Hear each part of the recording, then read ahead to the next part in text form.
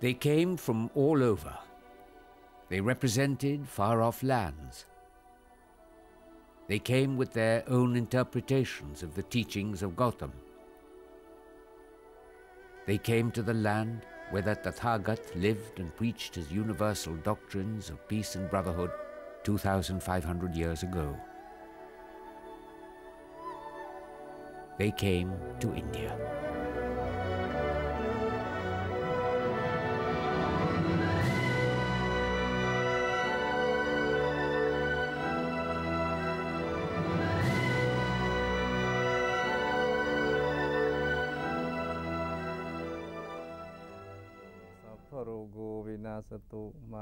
The event was a spiritual churning. Over 650 scholars and students of Buddhist philosophies congregated in the Indian capital of New Delhi from 25 countries.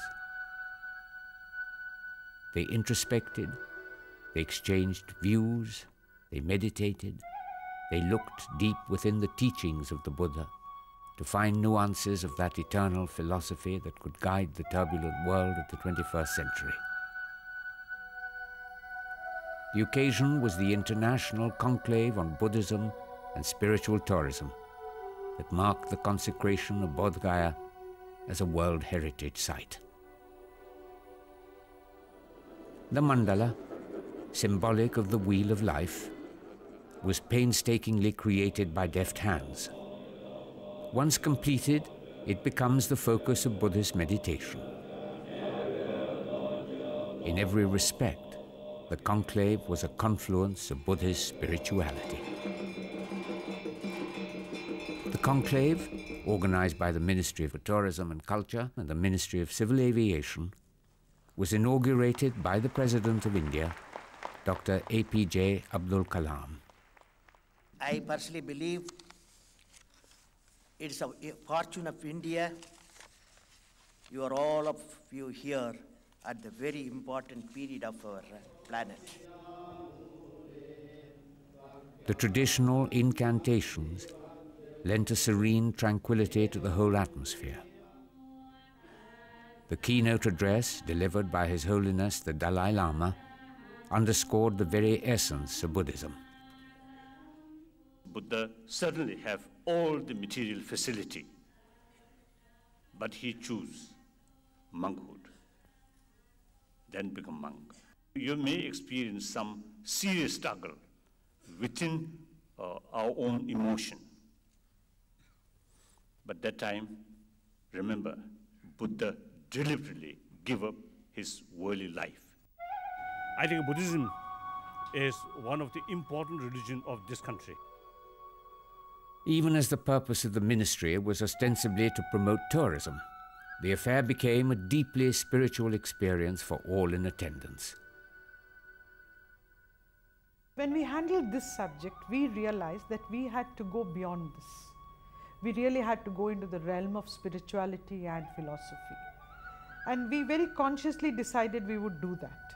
इस समय पर जबकि आप देख रहे हैं दुनिया भर में कॉन्फ्लिक्ट्स हैं, टेंशन हैं, उस समय एक फोकस भारत सरकार ने बुद्धिज़्म और स्पिरिचुअलिटी को एक सेंटर स्टेज पर लाने की कोशिश की है। और इस समय भारत सरकार ने एक कोशिश की है कि इसके जो सबसे बड़े लीडर्स हैं, फिलॉसफर्स हैं, इसके जो इंटेलेक्चुअल्स हैं, उन सबको इकट्ठा करके एक बुद्धिज़्म पर चर्चा की जाए और बुद्धिज़्म और उसका जो खास महत्व है आज की दुनिया में, उस पर एक चर्चा करके इसको आगे ले जाया जाए। It's the first time that this sort of international forum is taking place to promote the contact between Buddhists around the world and to get to know about the Buddhist sites in India. This seminar, it's the first time after the 2000 years ago. First Buddhist missionary was a great king, King Asoka. He sent all over the world missionary activities.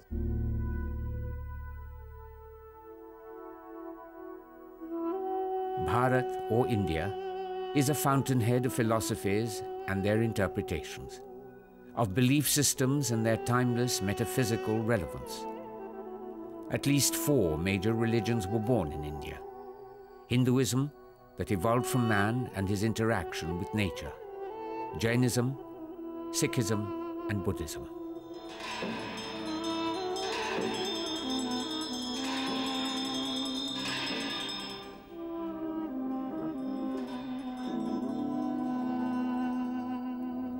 The wisdom inherent in all these have much in common, yet they found spectacular, vibrant, and distinct manifestations.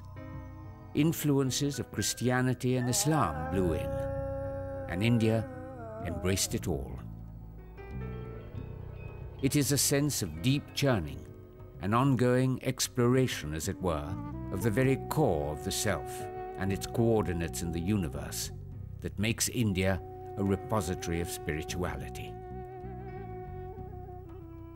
This is very commendable. I think it will do a lot of good for the world in terms of promoting inter-ethnic, inter-religious harmony.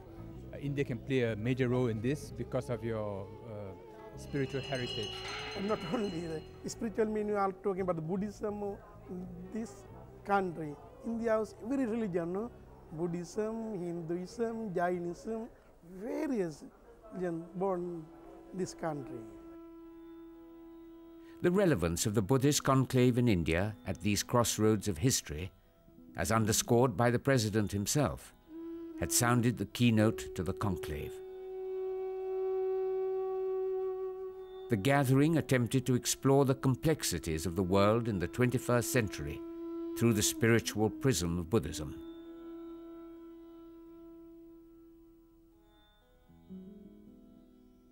Buddhism ប្រមាណហ្នឹងគឺថាមានសារៈសំខាន់មានសារៈសំខាន់ណាស់ដែលបានមកដូចថាដូចជាយើងស្អែកនេះយើងត្រូវទៅ Buddhist កាយាហ្នឹងថ្វាយបង្គំនៅកន្លែងពុទ្ធអង្គដែលលោកបានទ្រង់ត្រាស់ជាដើម The spirituality in India itself, which is again surging up, I think, after the phase of pure materialism, which it went through for some time, now again will help the outsiders also, that means people from all around the world, to see India as a beautiful and very interesting, very colorful, and a great place to be.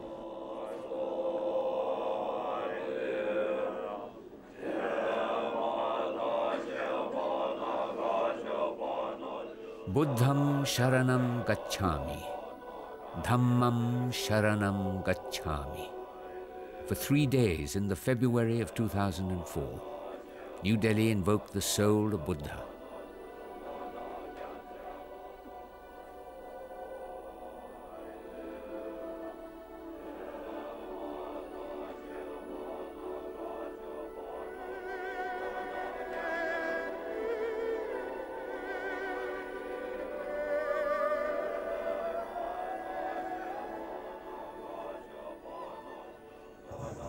Various performing artists were gathered to depict the life of Buddha.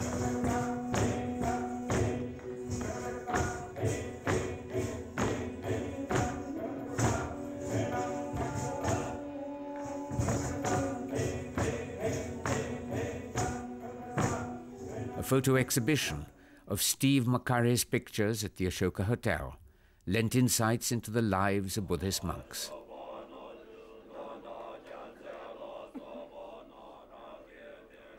Both the heritage and legacy of Buddha were eloquently displayed for the visitors.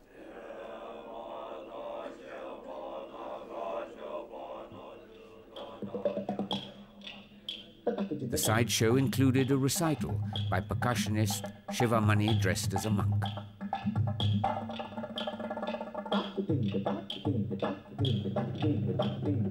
The indelible mark of Gautam Buddha on Indian mainstream culture was elaborately depicted.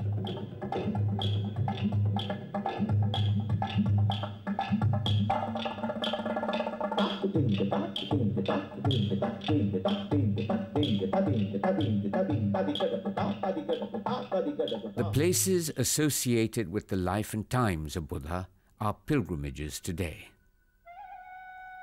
The holy town of Bodh Gaya, where under the sacred peepal tree an emaciated hermit prince attained eternal wisdom. Where Buddha, the Enlightened One, came into being. At Sarnath, the Buddha gave his first sermon. At Kushinagar, the Lord attained Mahaparinirvan, or eternal moksha, from the cycle of birth and rebirth. These places beckon tourists from countries far and near. We have to get Buddhist organizations, Buddhist leaders, Buddhist countries themselves to promote this in their own countries, so that there would be a feeling of a Mecca of Buddhism, to make it a point for all Buddhists to visit the birthplace of the Buddha at least once in their lifetime. Discussions on Buddhist pilgrimages to India, issues and prospects, Buddhism and globalization, and Buddhist heritage sites in India transcended earthly concerns. As Albert Einstein said, it's the religion of the future. And as more people take an interest in Buddhism, I think that a significantly growing number of people will also want to come and do pilgrimage to India. It is very important to organize from ignorance to enlightenment. Ignorance, enlightenment, it is neither religion nor ism. Today, over 500 million people all over the world are Buddhists. Sending a message beckoning them to India formed the subtext of the unique conclave. In the past, you had Emperor Asoka, an emperor who visited these sites. In 400 AD, Fa Hien had walked all the way from China on foot across the Central Asian desert through the Silk Road to India and spent 15 years in India studying and living and learning Buddhism. If people could walk to these sites, what kind of shraddha they had, what kind of spiritual benefits that they are going to get. The conclave was reaching its culmination. A special chartered flight and a train were arranged to ferry the delegates to that holiest of pilgrimages, the Mahabodhi temple at Bodh Gaya, the consecrated site.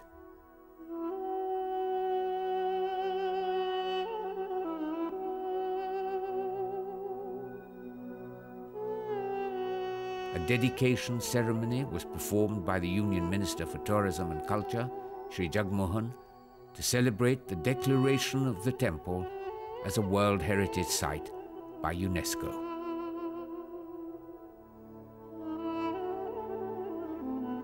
Buddhism actually Buddhism is a world heritage.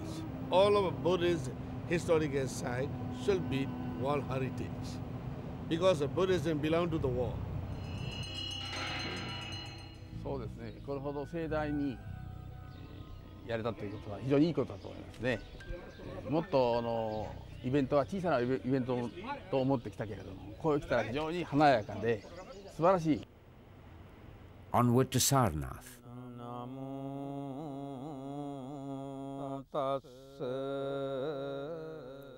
Here, he had delivered his first sermon. For many delegates, it was a chance of a lifetime to walk the earth that he walked and to witness the various artifacts associated with the Sublime One.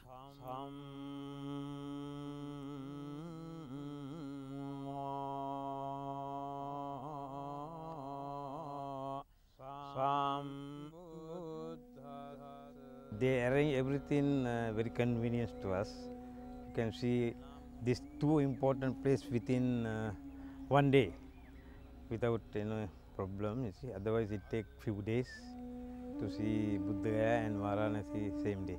More and more scientists in the Western world are now not only discovering the truths, but also the cure for ills from Buddhism. So both the diagnosis and the curative aspect, human ills, he all delivered here. In the final analysis of the grand 3-day event, it may be said that the many different intents were well served. Above all, the event succeeded in impressing upon a large representation of the Buddhist world the very centrality of India to the life of the Buddha. ព្រះពុទ្ធ ធម្ចាស់ជាកូននៃឥណ្ឌាជាកូនឥណ្ឌាក្រោយពីបានត្រាស់ដឹងពុទ្ធអង្គម្ចាស់ជាគ្រូស្លើយតែឯនៃពិភពលោកទូទៅទាំងអស់ព្រះពុទ្ធសាសនាកើតនៅឥណ្ឌាតែក៏បានសាបសូន្យអស់ទៅនៅសល់តែពុទ្ធស្ថានជាទីតាំង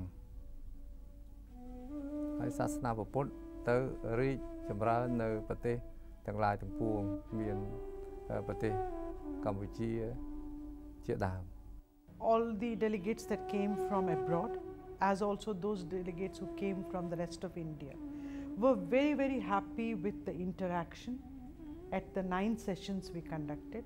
Also the ability and the facility we provided to meet each other and exchange ideas.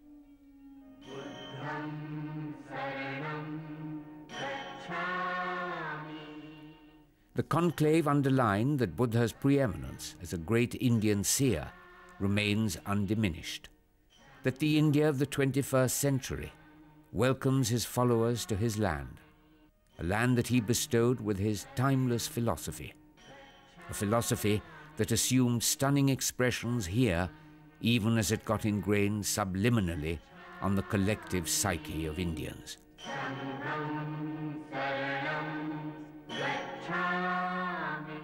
Buddham saranam gacchami, Dhammam saranam gacchami, Sangham saranam gacchami.